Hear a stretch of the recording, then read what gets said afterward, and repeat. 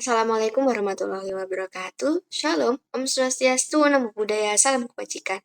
Halo semuanya, selamat datang di video kami. Jadi di video ini adalah pertemuan ke-13 mata kuliah teori akuntansi, kelas akuntansi 2023 L. Di video ini kami akan membahas tentang akuntansi nilai saat ini dan akuntansi tingkat harga umum. Dan dosen pengampu kami adalah Prof. Dr. Pujiono, SE, AK, MSI. Jadi di kelompok 7 sendiri ada nama Gota yang pertama Sinawati dengan NIM 423, lalu Martaeka dengan NIM 458, lalu Octavia dengan NIM 461, lalu Riza Hidayatul dengan NIM 462, Afwan Ma'ruf dengan NIM 466, dan Indira Putri dengan NIM 484.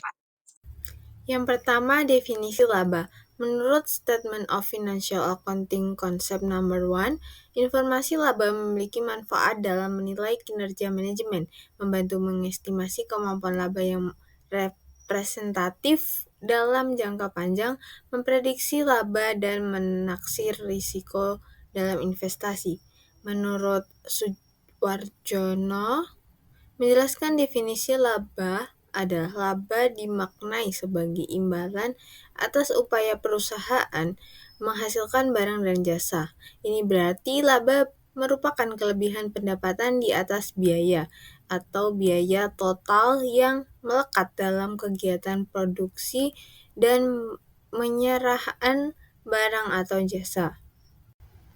Selanjutnya, bagaimana laba mempengaruhi pengambilan keputusan ekonomi oleh berbagai pihak. Yang pertama, manajemen. Itu menggunakan laba untuk menilai kinerja, menyusun anggaran, dan membuat keputusan investasi atau efisiensi operasional. Kemudian selanjutnya, investor menilai laba untuk menentukan nilai perusahaan, potensi dividen, dan strategi beli atau jual saham. Laba yang stabil meningkatkan kepercayaan pasar. Kemudian selanjutnya, kreditor melihat laba sebagai indikator kemampuan membayar utang. Laba tinggi mengurangi risiko kredit dan mempengaruhi syarat pinjaman. Selanjutnya, laba sebagai ukuran kinerja dan indikator kesehatan keuangan perusahaan. Yang pertama, laba sebagai ukuran kinerja. Laba terutama melalui metrik profitabilitas seperti gross profit margin dan net profit margin menunjukkan seberapa efisien perusahaan menghasilkan keuntungan dari pendapatan yang diraih. Yang selanjutnya, laba sebagai ukuran kinerja. Rasio seperti return on asset atau ROA dan return on equity ROE mengaitkan laba bersih dengan total aset atau modal pemegang saham sehingga menilai efektivitas manajemen dalam memanfaatkan sumber daya. Laba dalam akuntansi tradisional merupakan laba bersih yang diperoleh perusahaan setelah mengurangkan semua biaya eksplisit dari total pendapatan usaha dalam suatu periode akuntansi tertentu. Biaya eksplisit ini meliputi biaya tenaga kerja, bahan baku, produksi, distribusi, penjualan, dan pemasaran yang benar-benar dikeluarkan dan tercatat secara nyata selama periode tersebut. Prinsip dasar dalam akuntansi tradisional untuk menghitung laba. Di sini ada 3 prinsip, yaitu prinsip biaya historis. Prinsip ini mengharuskan aset dan biaya dicatat berdasarkan jumlah kas atau setara kas yang benar-benar dikeluarkan pada saat perolehan atau terjadinya transaksi. Nilai ini tidak berubah meskipun nilai aset tersebut berubah di masa depan, kecuali ada penurunan nilai yang signifikan. Yang kedua ada prinsip matching atau pencocokan. Prinsip ini mengharuskan biaya yang dikeluarkan untuk memperoleh pendapatan tertentu harus dicatat pada periode yang sama dengan pengakuan pendapatan tersebut. Tujuannya agar laporan laba rugi mencerminkan kinerja keuangan yang sebenarnya dan tidak menimbulkan bias akibat perbedaan waktu pengakuan dan pendapatan dan biaya.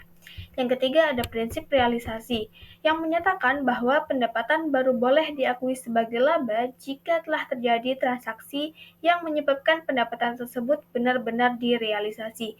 Misalnya, barang atau jasa telah diserahkan kepada pelanggan atau hak atas pembayaran yang sudah pasti.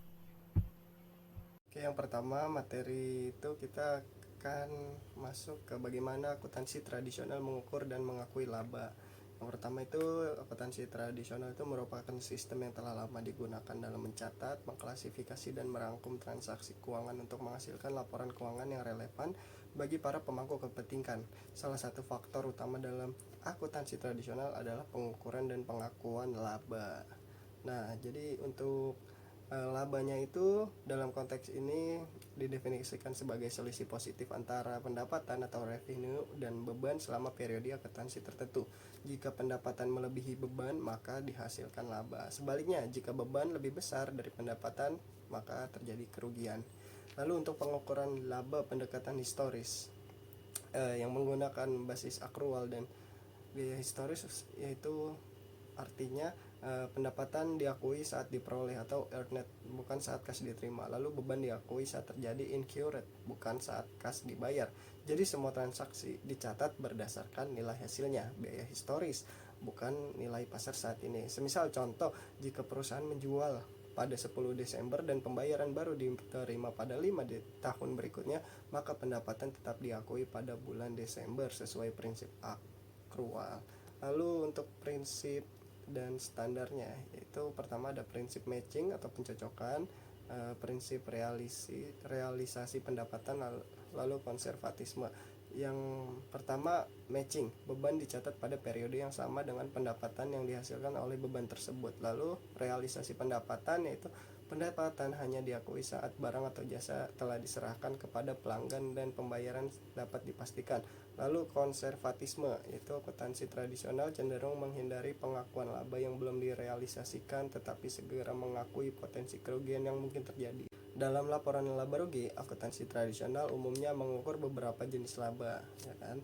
Yang pertama laba kotor, pendapatan dikurangi HPP atau harga pokok penjualan. Lalu laba operasi, laba kotor dikurangi beban operasional. Laba sebelum EBT atau pajak, laba operasi yang dikurangi pendapatan atau beban lain-lain. Yang keempat adalah laba bersih, net income, laba setelah dikurangi pajak penghasilan.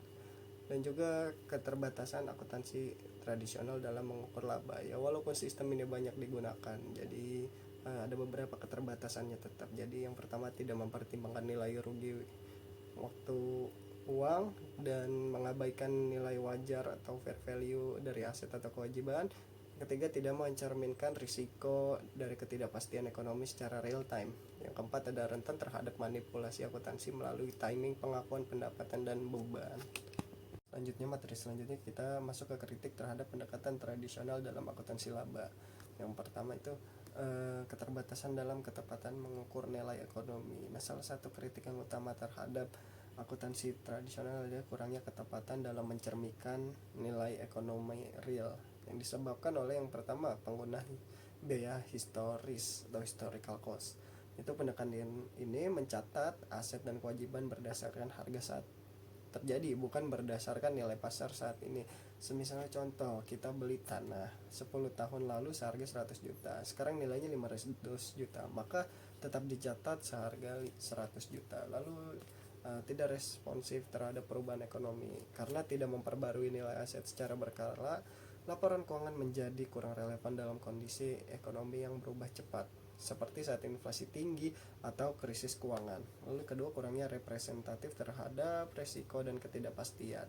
Jadi akuntansi tradisional tidak mencerminkan tingkat resiko atau ketidakpastian yang dihadapi perusahaan secara akurat. Laba bisa terlihat stabil, padahal perusahaan sedang menghadapi ketidakpastian besar seperti utang tak tertagih, fluktuasi pasar, atau ancaman hukum. Dan informasi semacam itu tidak selalu tercerminkan dalam laporan laba rugi, sehingga pengguna laporan bisa keliru dalam mengambil keputusan. Terlalu rentan terhadap manipulasi akuntansi, karena pendekatan ini mengandalkan prinsip pencocokan pendapatan dan beban. Jadi manajemen bisa memanipulasi waktu pengakuan transaksi untuk mempengaruhi laba. Jadi contoh kayak untuk menunda pencatatan beban ke periode berikutnya agar laba saat ini terlihat besar, lalu mempercepat pencatatan pendapatan sebelum benar-benar diterima. Hal ini menyebabkan laporan keuangan tampak sehat, padahal secara ekonomi tidak demikian. Lalu yang keempat, fokus jangka pendek daripada nilai jangka panjang. Akuntansi tradisional lebih menekankan laba periode saat ini daripada nilai perusahaan dalam jangka panjang. Investasi jangka panjang, R&D, dan pengembangan SDM seringkali dianggap sebagai beban, bukan aset. Akibatnya, perusahaan cenderung menekan pengeluaran jangka panjang demi menunjukkan laba tinggi saat jangka pendek. Padahal itu merugikan keberlanjutan bisnis. Lalu kurang mengakomodasi inovasi dan aset tak berwujud. Jadi pendekatan ini cenderung tidak mampu menangkap nilai dari aset tak berwujud kayak brand, loyalitas pelanggan, hak cipta dan paten, nilai teknologi digital. Jadi dalam ekonomi modern yang berbasis teknologi ini menjadi kelemahan besar karena nilai terbesar perusahaan sering berasal dari aset tak kasat mata. Nilai sekarang, present value. Present value atau PV adalah nilai saat ini dari arus kas yang diterima di masa depan dengan mendiskontokan jumlah tersebut menggunakan tingkat bunga tertentu. Secara umum, present value adalah nilai uang yang diterima atau dibayar di masa depan setelah memperhitungkan tingkat suku bunga tertentu pada setiap periode. Present value adalah alat utama untuk mengevaluasi investasi dan merencanakan pertumbuhan laba. Karena dengan memperhitungkan nilai kini arus kas masa depan, perusahaan dapat lebih akurat mengukur dampak investasi terhadap laba. Ada penelitian yang menyatakan bahwa PV membantu perusahaan dalam meneliti kelayakan investasi dengan membandingkan nilai sekarang dari arus kas terhadap biaya investasi. Selanjutnya adalah penerapan present value dalam penilaian arus kas masa depan dan dampaknya terhadap pengakuan laba. Present value atau PV digunakan untuk menghitung laba saat ini dari arus kas yang diharapkan di masa depan. Penerapannya penting dalam keputusan investasi. Yang pertama, bila PV dari arus kas lebih besar daripada biaya investasi, proyek tersebut dianggap layak dan berpotensi meningkatkan laba. Sebaliknya, jika PV lebih kecil, maka proyek berisiko menyebabkan kerugian. Penerapan present value dalam penilaian arus kas masa depan dan dampaknya terhadap pengakuan laba. Dengan menggunakan pendekatan present value, pengakuan laba menjadi lebih realistis dan terukur. Karena laba tidak hanya dihitung berdasarkan kas yang diterima saat ini, tetapi juga mempertimbangkan nilai waktu dari uang atau time value of money. Hal ini mendorong perusahaan memilih proyek yang benar-benar bernilai tambah bagi perusahaan dalam jangka waktu panjang, sehingga menjaga keberlanjutan pertumbuhan laba secara efisien dan konsisten. Perbedaan antara nilai saat ini dengan konsep laba tradisional. Nilai saat ini adalah pendekatan akuntansi yang mengukur aset dan liabilitas berdasarkan nilai sekarang dari arus kas masa depan yang diharapkan. Artinya, kita memperhitungkan waktu dan risiko dalam menghitung nilai suatu aset atau kewajiban. Sedangkan konsep laba tradisional atau traditional income adalah pendekatan akuntansi yang mengakui laba sebagai selisih antara pendapatan dan biaya historis atau biaya yang sudah terjadi. Pendekatan ini tidak mempertimbangkan nilai waktu uang.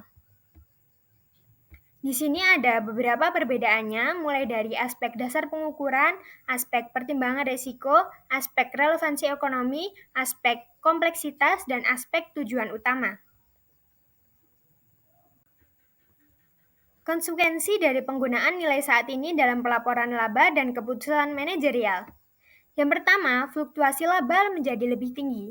Karena aset dan liabilitas dinilai berdasarkan arus kas masa depan yang terus berubah, dipengaruhi oleh suku bunga, risiko pasar, dan faktor ekonomi lain, laba yang dilaporkan bisa jadi lebih berfluktuasi dibandingkan jika memakai biaya historis.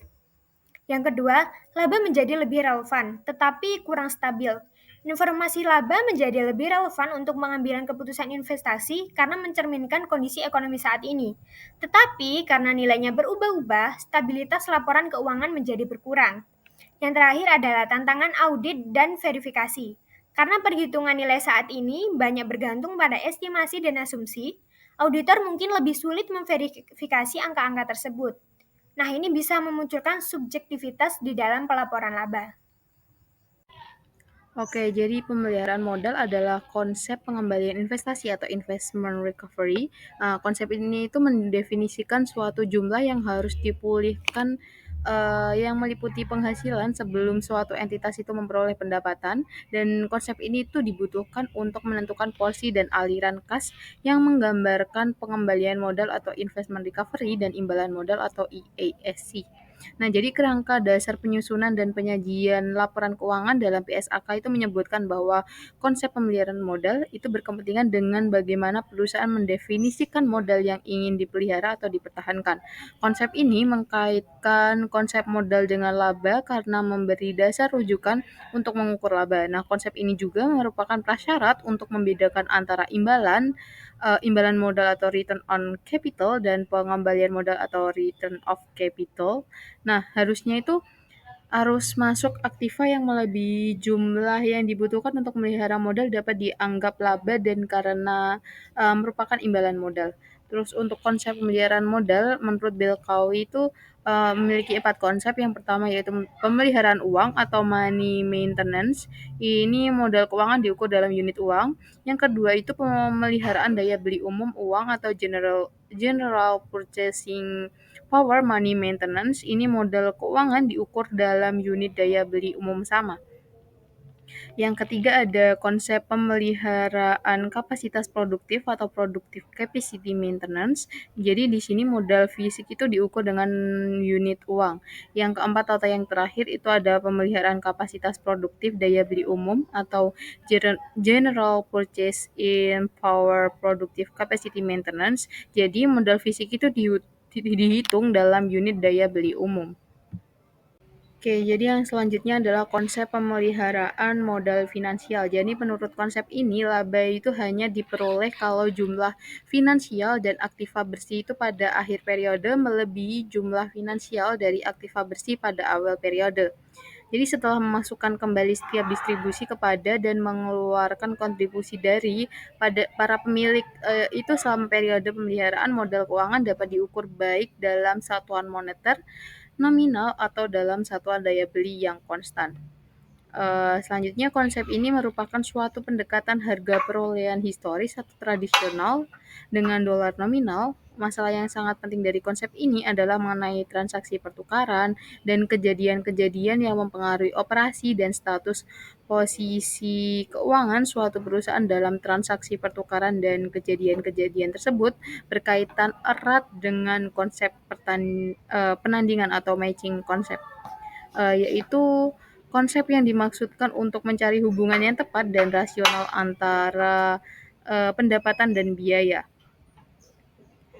Kam pada tahun 1990 dan Ghazali itu menyebutkan ada 3 dasar penandingan yang umum digunakan untuk mencari hubungan antara biaya dengan pendapatan dalam satu periode tertentu, yaitu yang pertama ada hubungan sebab akibat atau association of cause and effect. Yang kedua ada alokasi sistematik dan rasional atau systematic and rational allocation, dan yang terakhir itu ada pembebanan segera atau immediate recognition. Perbandingan yang tepat dan rasional dapat dilakukan jika terdapat hubungan yang rasional antara pendapatan dan biaya. Oke, konsep yang kedua adalah konsep pemeliharaan modal fisik. Jadi menurut konsep pemeliharaan modal fisik ini adalah laba itu hanya diperoleh jika kapasitas produksi fisik atau kemampuan usaha pada akhir periode itu melebihi kapasitas produksi fisik awal periode. Nah, setelah memasukkan kembali setiap distribusi kepada dan mengeluarkan setiap kontribusi dari para pemilik itu selama satu periode. Konsep ini juga menggunakan pendekatan dasar pengukuran biaya kini atau current cost. Pemilihan dasar pengukuran dalam konsep ini tergantung pada jenis modal keuangan yang ingin dipelihara. Modal didefinisikan sebagai kapasitas produksi fisik. Jadi perubahan harga yang mempengaruhi aktiva dan kewajiban perusahaan dianggap sebagai perubahan pengukuran kapasitas produksi fisik, sehingga jumlahnya itu diperlukan sebagai penyesuaian pemeliharaan modal yang merupakan bagian ekuitas dan tidak diakui sebagai laba. Nah, menurut Schroeder pada tahun 1998, konsep pemeliharaan modal fisik itu diputuskan dalam pemeliharaan kapasitas produksi suatu entitas. Sedangkan menurut Grace pada tahun 1970 dan Kerry Sujipto pada tahun 2001 itu mendefinisikan bahwa kapasitas produksi dalam berbagai cara. Misalnya kapasitas produksi suatu perusahaan itu dirumuskan sebagai kemampuan untuk memproduksi dan mendistribusi sejumlah barang atau jasa tertentu selama satu periode tertentu juga. Yang kedua itu ada aset fisik yang dimiliki perusahaan di mana dengan laba setelah dikurangi secara cukup untuk penggantian aset fisik yang dimilikinya dapat dibagikan. Nah, pengertian ini akan bisa berlaku jika akuntansi nilai ganti digunakan dalam menentukan nilai aset yang digunakan untuk operasi. Dengan demikian, dasar pengukuran yang digunakan adalah nilai ganti untuk aset operasi dan nilai historis untuk aset non operasi seperti itu.